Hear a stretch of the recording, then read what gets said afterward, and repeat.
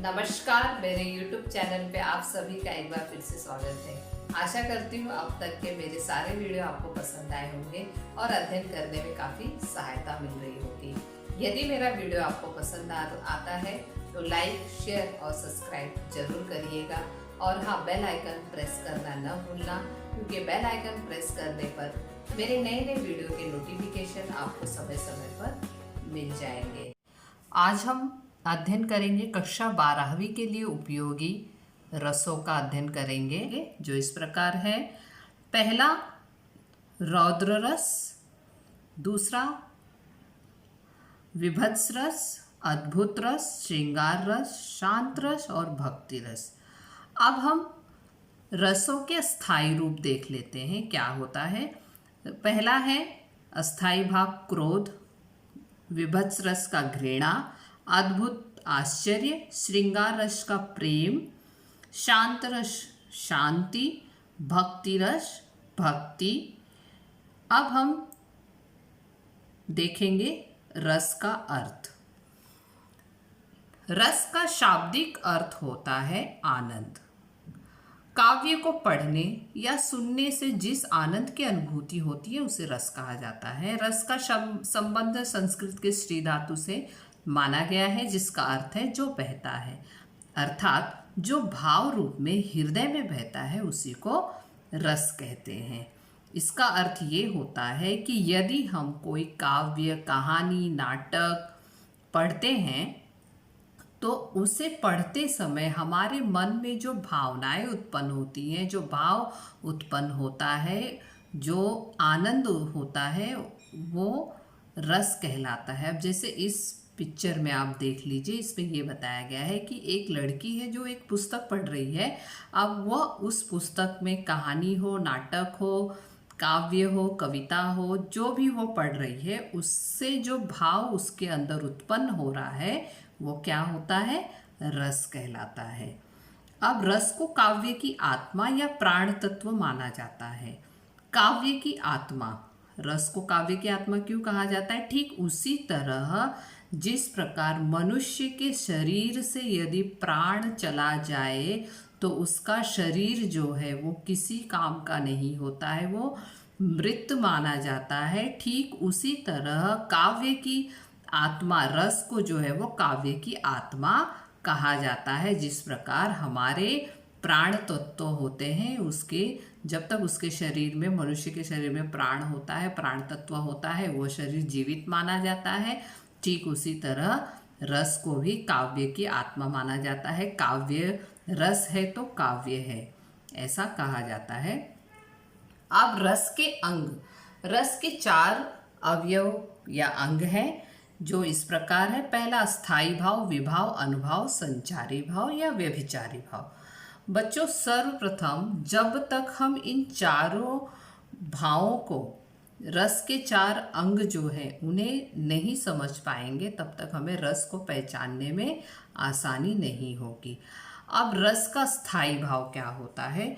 जैसे हमारे हृदय में सदा सर्वदा से विराजमान रहने वाला भाव, जिनसे हम अपनी भावनाएं प्रकट करने में समर्थ होते हैं, उन्हें अस्थाई भाव कहते हैं। मतलब वह भाव हमारे मन में काफ़ी समय तक अस्थाई रूप से रह जाती है, उसे अस्थाई भाव कहा जाता है। जैसे वो चाहे प्रेम हो, शोक हो, भय, उत्साह, विस्मय, आश्चर्य, मतलब वो अलग अलग भाव जो हो उसे अस्थाई भाव कहते हैं। अब देखते हैं विभाव। विभाव जो होते हैं इसके भी 2 प्रकार होते हैं, आलंबन और उद्दीपन। विभाव जो है उसके, विभाव का होता है अर्थ कारण, मतलब जिसके कारण आपके अंदर भावनाएं उत्पन्न होती हैं, भाव उत्पन्न होता है, उसे विभाव कहते हैं, कारण कहते हैं। इसके 2 प्रकार होते हैं, आलंबन और उद्दीपन। अब आलंबन क्या होता है? आलंबन जो होता है वो जीव होता है और उद्दीपन जो होता है वो निर्जीव होता है। अब आलंबन, जैसे आश्रय आलंबन। अब आलंबन के अंदर भी आश्रय आलंबन, अर्थात जिसके हृदय में भाव उत्पन्न होता है और जिसके कारण उत्पन्न होता है वो क्या कहलाता है? विभाव कहलाता है। और आलंबन विभाव जो होता है वो सजीव होता है, और उद्दीपन होता है वो निर्जीव होता है। अब वो निर्जीव जो होता है, उद्दीपन विभाव जो होता है, वो स्थिति परिस्थिति के कारण, चाहे वस्तु देखो, वस्तु देखने के साथ साथ जो भी स्थिति परिस्थिति है आदि के कारण जो अपने अंदर भाव उत्पन्न होता है उसे उद्दीपन कहते हैं। अब यहाँ पे नायक नायिका के मन में, जैसे नायक और नायिका के मन में जो भाव उत्पन्न होता है वो मतलब क्या है, वो जीव है ना। इसलिए विभाव का अर्थ कारण ये मान के चलो, जिसके कारण हमारे मन में भाव उत्पन्न होता है उसे हम विभाव कहते हैं। अब अनुभाव क्या होता है? अनुभाव जो होता है आश्रय आलंबन की चेष्टाएं अनुभाव के अंतर्गत आती है, अर्थात आश्रय की क्रियाएं जिनसे पता चलता है कि हृदय में कौन सा भाव जगा है वह अनुभाव कहलाता है। अब यहाँ अनुभाव का अर्थ ये होता है कि जिसके कारण हमारे अंदर जो क्रियाएं चल रही हैं, जो हृदय में अब हमारे भाव जग रहे हैं, वो क्या कहलाता है? अनुभाव कहलाता है। जैसे आँख, जैसे शर्म से आंखें झुकना, आश्रुधारा बहना, भय से कांपना, गुस्से से मुख लाल होना, मुस्कुराना, ये सब क्या अनुभाव के अंतर्गत आते हैं। अब संचारी भाव क्या होता है? संचारी भाव वो होता है जो संचरण करता है, अर्थात जो भाव हमारे मन में टिकी नहीं रहती, वो भाव आते जाते रहते हैं, जो अस्थाई भाव की पुष्टि करते हैं, उन्हें संचारी भाव कहते हैं। इनकी कुल संख्या 33 मानी गई है। अब इन्हें हम पूरे विस्तार रूप से नहीं पढ़ेंगे संचारी भाव, खाली इतना हमें मान लेना है कि संचारी भाव का अर्थ होता है कि जो भाव हमारे मन में आती जाती रहती हो उसे हम संचारी भाव कहते हैं। अब हम बच्चों आगे बढ़ते हैं। रस के प्रकार, जो 6 प्रकार इस 12वीं कक्षा के लिए जो उपयोगी है, उसमें से पहला रस है रौद्र रस। इसका अस्थाई भाव क्रोध होता है। जब किसी एक पक्ष या व्यक्ति द्वारा दूसरे पक्ष या अपने गुरुजन आदि के निंदा से जो क्रोध उत्पन्न होता है उसे रौद्र रस कहते हैं। इसमें क्रोध के कारण मुख लाल हो जाना, दांत पीसना, शस्त्र चलाना, भौहें चढ़ाना आदि के भाव उत्पन्न होते हैं। रौद्र रस का स्थायी भाव क्या है? क्रोध। इसमें ये बताया गया है बच्चों कि यदि हमें कोई ऐसी बातें कह दे जिससे आपको क्रोध आ जाता है, चाहे वो अपने हो, गुरुजन हो, जिससे आप क्रोध में आ जाते हो, मुख लाल हो जाता है, शस्त्र चला देते हो, भौहें ऊपर चढ़ा लेते हो, ये सब इसके अंतर्गत आता है। हम उदाहरण देख लेते हैं। उदाहरण यहाँ पे ये दिया गया है कि श्री कृष्ण के सुन वचन अर्जुन शोभ से जलने लगे, सब शील अपना भूल कर करतल युगल मलने लगे, संसार देखे अब हमारे शत्रु रण में मृत पड़े, करते हुए यह घोषणा वे हो गए उठकर खड़े। अब इस पंक्ति में ये बताया गया है कि श्री कृष्ण की वचन सुनकर युद्ध में श्री कृष्ण की वचन को सुनकर अर्जुन जो है वो क्रोध से जलने लग जाते हैं। अब वो अपना सब कुछ भूल कर करतल युगल मलने लगे, अपने हाथों को मलते हुए संसार की ओर न देखते हुए शत्रु के रण में मृत पड़े हुए उन सभी को देखते हुए वे घोषणा कर देते हैं कि अब वो युद्ध करेंगे। उन्हें श्री कृष्ण के वचन सुनकर क्रोध आ जाता है और वो मुख उनके लाल हो जाते हैं। अब अगला रस जो है अद्भुत रस।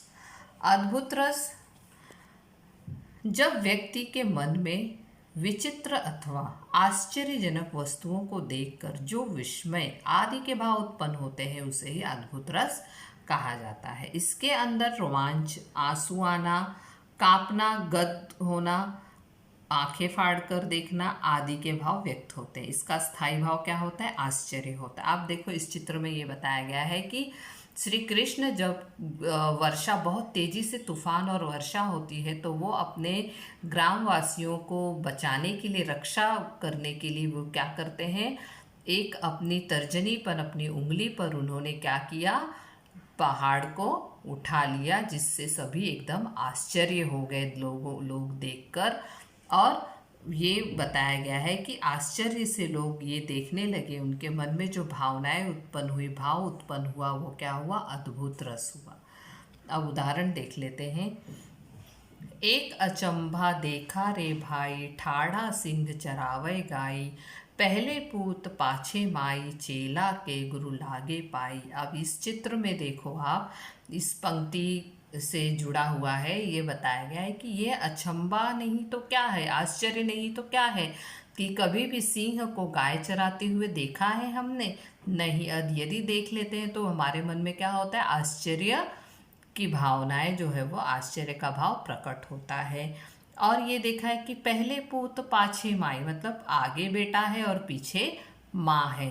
चेला के गुरु लागे पाई, मतलब चेला जो है, चेला के गुरु जो है वो लागे पाई, आखिर उनके पैरों को छू रहे हैं। और दूसरा उदाहरण ये है कि देख यशोदा शिशु के मुख में सकल विश्व की माया, क्षण भर को वह बनी अचेतन, हिल न सकी कोमल काया। इसमें ये बताया गया है इस चित्र में कि माँ यशोदा अपने शिशु के मुख में सकल विश्व, मतलब विश्व, सभी विश्व की माया, मतलब उनके मुख में उन्होंने सभी विश्व के चित्र जो है वो, दृश्य जो है वो उनके मुख में दिखाई दिया। क्षण भर के लिए वो इतनी अचेतन हो गई, एकदम स्तब्ध हो गई, शांत हो गई कि वो उनकी जो कोमल काया है, जो शरीर है, वो हिल न पाई। वो देखकर एकदम आश्चर्य में पड़ जाती है। अगला रस है विभत्स रस, जहाँ किसी अप्रिय और अरुचिकर घृणास्पद वस्तुओं, पदार्थों के प्रसंगों का वर्णन हो, वहाँ विभत्स रस उत्पन्न होता है। दूसरे शब्दों में विभत्स रस के लिए घृणा और जुगुप्सा का होना आवश्यक है। अब देखो, विभत्स रस ये कहा है कि उनका स्थायी भाव क्या है, घृणा। यदि किसी घृणित वस्तु को देखते हैं या घृणित पदार्थों को देखते हैं तो हमारे मन में जो है वो एक घृणा से भाव आ जाते हैं। अब जैसे किसी, अब यहाँ देखो कितना डरावना चित्र है, कितना घृणित चित्र यहाँ पे दिखाया गया है, चेहरा दिखाया गया है कि उसके नुकीले दांत हैं, और वह देख के अपने मन में जुगुप्सा और घृणा का भाव उत्पन्न होता है। उदाहरण ये है कि सिर पर बैठा काग, आँखी दो खात, खींचहि जीवहि सियार, अति ही आनंद उर्धारत, गिद्ध जांघ के पास खोदी खोदी खात उच्चारत। अब यहाँ पे क्या बताया गया है कि इस पंक्ति को देखकर ये लगता है कि ये युद्ध का मैदान है। युद्ध के मैदान में जो कुछ लाशें पड़ी हुई हैं, कुछ अधमरा है, कुछ मरा हुआ है, कुछ मृतक शरीरें जो है उस पर कौवा बैठकर, उनके सिर पर बैठकर उनके आँखें जो है वो दोनों खा रही हैं। और खींचे ही जीभ सियार, और सियार जो है वो जीभ से खींच खींच कर खा रहा है, और उसके अत ही आनंद उर्धारत, मतलब उसे आनंद प्राप्त हो रहा है। और गिद्ध जो है वो किसी के जांघ पे बैठकर उसे खोद खोद के खा रहा है, उसे मतलब उचार उचार के, खींच खींच के खा रहा है। अब यहाँ पे देखकर, ये सब भाव देखकर, ये सब दृश्य देखकर यदि हम देखेंगे, सुनेंगे, तो हमें क्या होगा, घृणा उत्पन्न होगी, घृणा के भाव उत्पन्न होंगे, तो वो क्या होता है, विभत्स रस होता है। श्रृंगार रस, जहाँ नायक और नायिका अथवा स्त्री पुरुष की प्रेम पूर्ण चेष्टाओं, क्रियाकलापों का श्रृंगारिक वर्णन हो, वहाँ श्रृंगार रस की व्यंजना होती है। इसके अंतर्गत सौंदर्य, प्रकृति, सुंदर वन, वसंत ऋतु, पक्षियों का चहचहाना आदि के बारे में वर्णन किया जाता है।